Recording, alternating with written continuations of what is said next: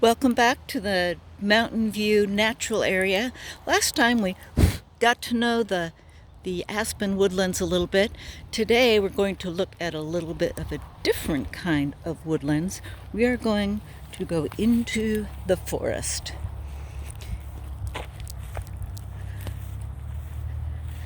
So we're going to go in kind of quietly. It gets quite a bit darker in here. Right, on a hot summer day, it's a wonderful thing to come in here because it's cool and dark. It's pretty wonderful. I call this the hedge forest because it's an edge between the natural area on the south and the school yard, just grassy area on the north. In here, we've already met a couple of our friends. There are the skunks that live in here. There are the owls that hunt the skunks. There are other birds like wrens and chickadees. I'm sure there are voles and other critters. But the main things in here, well, not the main things. This would be called an example of a mixed conifer forest. So it's a nice example of an important strategy habitat of Oregon.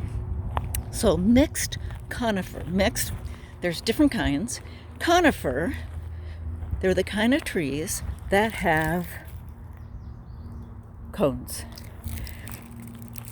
Now, usually when people see cones, if they don't know better, they say, oh, it's a pine cone. Well, not all conifers are pines. We do have pines, and we'll spend a little time next time visiting the piney woods, as I call them. This is a pine cone. It's the cone of a ponderosa pine. And we have an area that has ponderosa pine. And it's a really nice area. But pine are their own kind of conifer.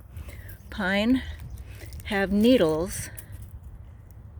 Now most conifers have something like needles or scales. Ponderosa pine have packets of needles. They come in little packets or bundles, and this kind of pine has 3. So we'll meet them a little more soon, but not today. Today we're going to look at these other ones, these other 2 main conifer trees that grow here in our mixed conifer forest. Now, in order to do this, so you can see under here that there's undergrowth. Where there's a little more sun, there's more undergrowth. But in a real mixed conifer forest, I don't know, this is real, but in an old growth, mature mixed conifer forest, there's a really interesting, I mean, it's like an organism of its own. It's like its own thing, the forest. And it includes the trees and the plants and the animals. It's a forest. Ours is pretty young. Our trees, I'm not sure how old they are. Maybe 30 years, 40 years. Old growth can be 100 years old or more. But it's cool to learn about the trees that it's kind of named after. It's named after these trees, but it's a lot more than just trees. But these trees are pretty special. We'll take a look at first this one. Here's the cone. It's a little harder to find out here because most of them are pretty far up. Now notice the outside. I was inside and it was very, you could just see the trunks and it was dark. Out here it's light and the trees all are spreading out into the sunlight because they need the sunlight. That's how they make their food. They need sun. And so in the inside of the forest, where there's not much light, you'll find most of the needles and the live branches up top.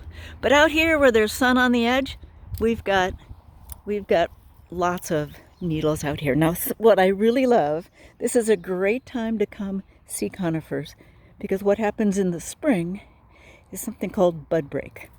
So So notice this, the regular needles, they're flat needles. They all have their own, there's no bundles.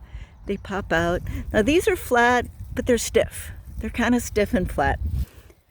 These on the ends, look at that beautiful bright green.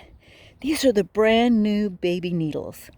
These pop out kind of all at once. This, they call it a bud. There was a bud. You can see where the kind of the little packaging is broken open, and they call it bud break. And out come these new baby needles, and then they start growing. Now what's cool is, I mean, they really are cool. They're full of moisture, and they're very, very soft. They're so soft.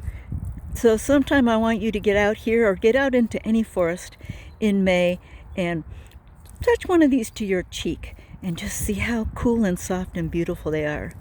Bud break on a Douglas fir. And let's look at this cone. So this cone is, the big flat parts are like shingles on a roof. And then you see there's those little strippy kind. I like to think of it as little mice jumping in between those bracts. The big flat parts are the bracts. So that's how I can tell something's a Douglas fir cone, is I see the little mice jumping in. So that's the fir. It is the state tree. It's the #1 tree for so many things in Oregon. It's stately, it's grand, it's amazing.